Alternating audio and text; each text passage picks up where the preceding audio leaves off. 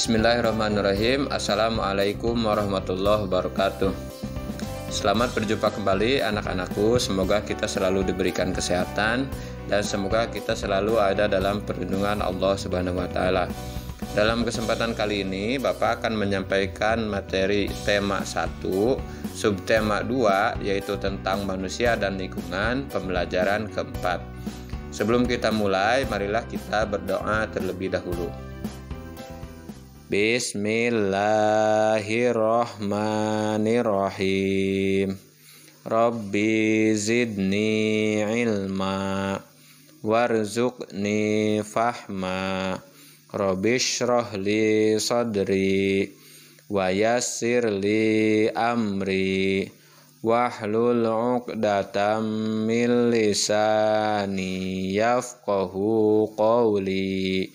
Ya Fatahu ya Alim birahmatika ya arhamar rahimin. Semoga kegiatan pembelajaran ini diberikan kelancaran dan semoga apa yang Bapak sampaikan dapat kalian pahami dengan baik. Anak-anak, kenampakan alam pada bentang alam Indonesia merupakan salah satu yang terlengkap di dunia. Kenampakan alam itu meliputi laut, pantai, dataran rendah, lembah, padang rumput, sungai, danau, bukit, pegunungan hingga gunung. Lalu kenampakan alam seperti apa yang ada di wilayah tempat tinggalmu? Marilah kita amati kenampakan alam yang ada di sekitar kita agar lebih memahami.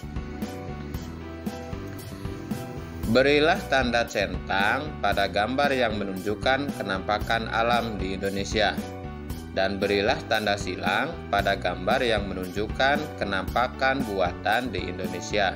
Kita lihat gambar yang pertama. Ini adalah gambar gunung. Nah, kita tahu bahwa gunung itu terbentuk dengan sendirinya. Oleh karena itu, kita bisa menentukan bahwa gunung adalah salah satu kenampakan alam. Gambar yang kedua adalah gambar sungai. Sungai juga merupakan kenampakan alam yang terbentuk dengan sendirinya tanpa campur tangan manusia, sehingga kita bisa menentukan bahwa sungai adalah kenampakan alam. Gambar yang ketiga, danau. Danau juga terbentuk dengan sendirinya tanpa campur tangan manusia, sehingga juga kita bisa menentukan bahwa danau adalah kenampakan alam. Gambar yang terakhir adalah waduk atau yang kita kenal dengan bendungan. Bendungan merupakan kenampakan alam yang dibuat oleh manusia. Biasanya bendungan atau waduk ini dibuat karena kepentingan tertentu, misalnya untuk kepentingan irigasi ke pesawahan. Oleh karena itu, kita bisa menentukan bahwa waduk ini adalah kenampakan buatan. Dari pengamatan tadi, maka kita bisa menyimpulkan bahwa kenampakan alam adalah sebuah bentang alam yang terjadi dengan sendirinya. Seperti yang tadi Bapak sampaikan, bahwa kenampakan alam itu terbentuk oleh alam dan tanpa adanya campur tangan manusia. Beberapa contoh kenampakan alam diantaranya gunung, laut, sungai, danau, hutan, dan air terjun. Kesimpulan yang kedua, kenampakan buatan adalah bentang alam yang terjadi karena campur tangan manusia dan biasanya itu terjadi karena untuk memenuhi kepentingan tertentu. Contoh kenampakan buatan diantaranya sawah, waduk, kebun, pemukiman, pasar, dan bandara.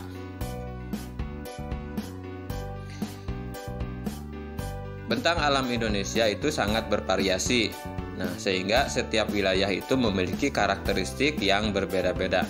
Nah, untuk lebih jelasnya, mari kita kenali Indonesia lebih dekat lagi. Ini adalah bentang alam Pulau Jawa secara umum. Untuk mengetahui bentang alam Pulau Jawa secara umum, kita bisa mengamati dari segi gunungnya, lembahnya, bukitnya, sungainya, dataran rendahnya, dan pantainya. Di Pulau Jawa ada Gunung Merapi, Gunung Merbabu, Gunung Semeru, Gunung Bromo, dan Gunung Lawu. Di Pulau Jawa ada Lembah Grand Canyon, Lembah Dieng, dan Lembah Kaliurang. Di Pulau Jawa ada Bukit Sumedang, Bukit Kidul, dan Bukit Candi Abang. Di Pulau Jawa ada Sungai Ciliwung, Sungai Brantas, dan Sungai Bengawan Solo. Di Pulau Jawa ada dataran rendah Madiun, dataran Surakarta, dan dataran Semarang.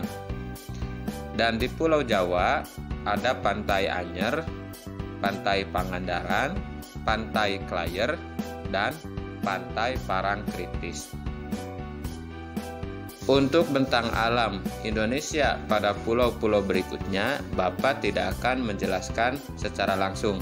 Kalian bisa melihat slide berikut ini.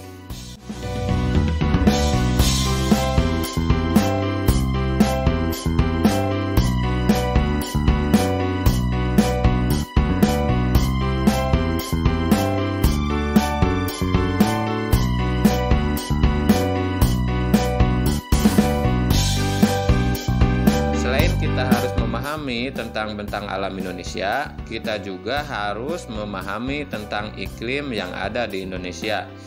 Seperti kita ketahui, Indonesia itu terletak di daerah tropis, sehingga Indonesia juga memiliki iklim tropis.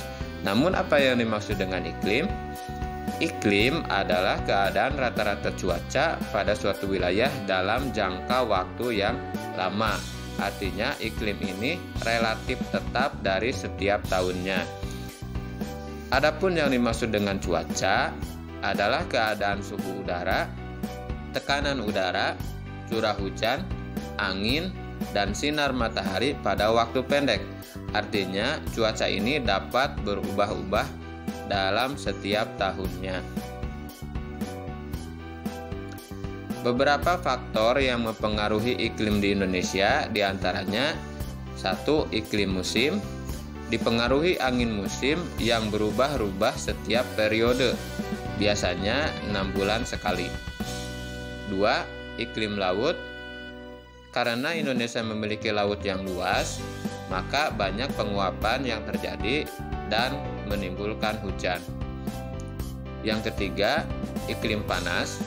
Karena Indonesia berada di daerah tropis, suhu tinggi mengakibatkan penguapan tinggi dan berpotensi terjadinya hujan. Tadi kita telah memahami tentang bentang alam yang ada di Indonesia, dan kita juga telah memahami iklim yang ada di Indonesia. Selanjutnya mari kita pahami tentang flora dan fauna yang ada di Indonesia. Bentang alam, kondisi fisik wilayah, dan iklim sangat berpengaruh terhadap keberagaman flora dan fauna, termasuk flora dan fauna yang ada di Indonesia. Yang dimaksud dengan flora adalah tumbuhan, sedangkan yang dimaksud dengan fauna adalah hewan. Agar kita lebih memahami tentang flora dan fauna di Indonesia, mari kita bersama-sama membaca wacana tentang beragamnya flora dan fauna Indonesia yang dapat kalian lihat pada buku tema halaman 96.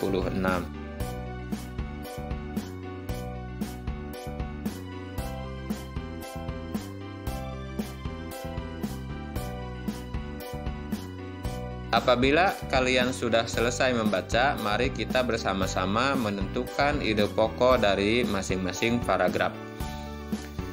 Ide pokok paragraf ke-1, flora dan fauna di Indonesia sangat beragam. Ide pokok paragraf kedua, iklim sangat berperan penting dalam persebaran flora dan fauna di Indonesia. Ide pokok paragraf ketiga, penyebab Indonesia kaya akan flora dan fauna adalah tanah. Ide pokok paragraf yang keempat, air juga turut mempengaruhi kekayaan Indonesia akan flora dan fauna. Ide pokok paragraf kelima, faktor biotik yang mempengaruhi kaya dan beragamnya Indonesia akan flora dan fauna adalah manusia. Ide pokok paragraf ke-6, manusia mempengaruhi keberlangsungan hidup flora dan fauna.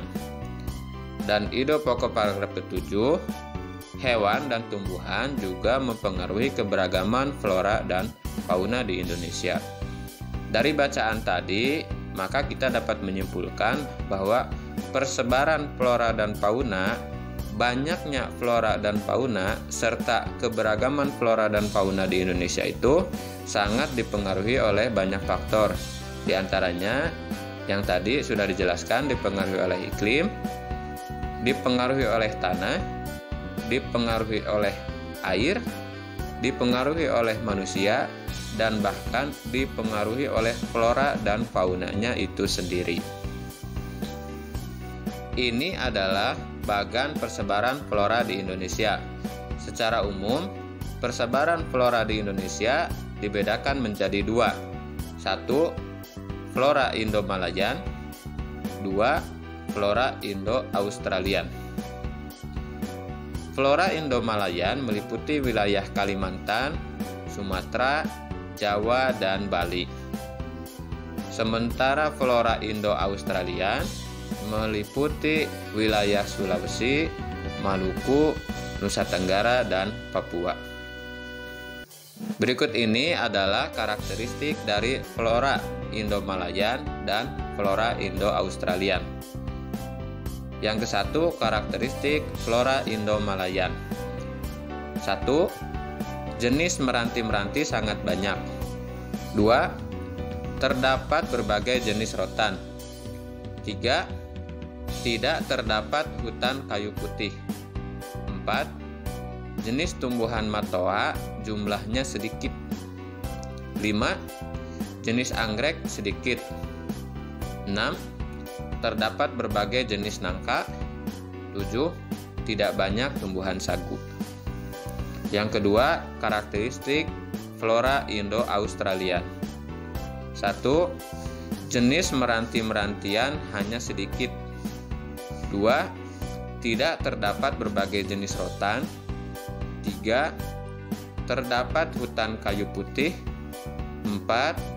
Terdapat berbagai jenis tumbuhan matoa. 5. Jenis anggrek banyak. 6. Tidak terdapat jenis nangka. 7. Banyak terdapat tumbuhan sagu. Bentang alam yang sangat luas mengakibatkan Indonesia kaya akan faunanya juga. Secara umum, fauna Indonesia itu dibedakan menjadi 3 bagian, yaitu fauna bagian barat, fauna bagian tengah, dan fauna bagian timur. Fauna bagian barat disebut dengan tipe Asiatis yang meliputi wilayah Jawa, Sumatera, Bali, dan Kalimantan. Beberapa hewan yang hidup di wilayah tersebut diantaranya gajah, kerbau, orangutan, badak, dan harimau.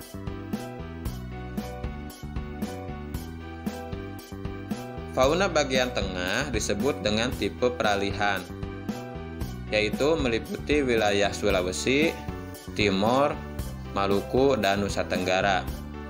Beberapa contoh hewan yang hidup di wilayah tersebut diantaranya babi rusa, kuskus, burung kakak tua, komodo, dan banteng. Fauna bagian timur disebut dengan tipe Australik, yaitu meliputi wilayah Halmahera, Papua, dan Pulau Aru. Contoh hewan yang hidup di wilayah tersebut diantaranya beruang, kanguru, burung cendrawasih, dan harimau. Setelah kita memahami bentang alam Indonesia, iklim dan persebaran flora dan fauna di Indonesia, marilah kita pasangkan dengan garis antara pernyataan yang mencerminkan pengamalan nilai-nilai Pancasila dengan sila-sila Pancasila yang sesuai. Latihan ini bisa kalian lihat di halaman 101. Berilah tanda centang pada sikap yang sesuai dengan Pancasila, dan berilah tanda silang pada sikap yang tidak sesuai dengan Pancasila.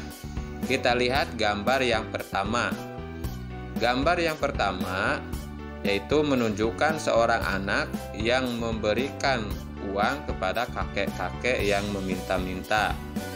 Maka tentunya sikap menolong ini merupakan cerminan dari Pancasila dan kita beri tanda centang. Gambar yang kedua, seorang anak yang lebih dewasa sedang menghardik anak yang lebih kecil. Ini tidak menunjukkan sikap Pancasila, maka kita beri tanda sila. Gambar yang ketiga, anak-anak sedang bergotong royong atau bekerja sama dalam membersihkan lingkungan. Hal ini juga merupakan cerminan dari Pancasila, hingga kita beri tanda centang. Gambar yang keempat, yaitu sejumlah masyarakat sedang bersama-sama membangun rumah, bergotong royong dalam membangun rumah. Maka itu juga merupakan cerminan dari Pancasila, sehingga kita beri tanda silang. Gambar yang kelima, seorang anak sedang membuang sampah pada sungai. Maka ini merupakan sikap yang tidak sesuai dengan Pancasila. Kita beri tanda silang. Gambar yang keenam, yaitu tempat ibadah yang dibangun secara berdampingan dengan agama yang lain. Hal ini merupakan contoh sikap toleransi atau saling menghargai antar umat beragama, dan itu merupakan cerminan dari Pancasila, sehingga kita beri tanda centang. Gambar yang ketujuh, sejumlah anak sedang menjenguk temannya yang sakit, dan itu merupakan cerminan dari Pancasila, sehingga kita beri tanda centang. Gambar yang terakhir menunjukkan seorang bapak yang sedang memburu burung, atau kita sebut dengan pemburuan liar. Nah, hal ini sangat dilarang karena akan merusak ekosistem hewan, contohnya ekosistem burung. Maka itu tidak sesuai dengan nilai Pancasila dan kita beri tanda silang. Baiklah anak-anak, pembelajaran kali ini Bapak rasa sudah cukup. Apabila kalian menemukan kesulitan dalam memahami materi dan mengerjakan tugas, maka kalian dapat bertanya langsung kepada Bapak melalui WA. Marilah kita tutup kegiatan pembelajaran ini dengan berdoa. Bismillahirrahmanirrahim. Subhanakallahumma wa bihamdika asyhadu an la ilaha illa anta astaghfiruka wa atubu ilaik. Walhamdulillahirabbil alamin. Wassalamualaikum warahmatullahi wabarakatuh.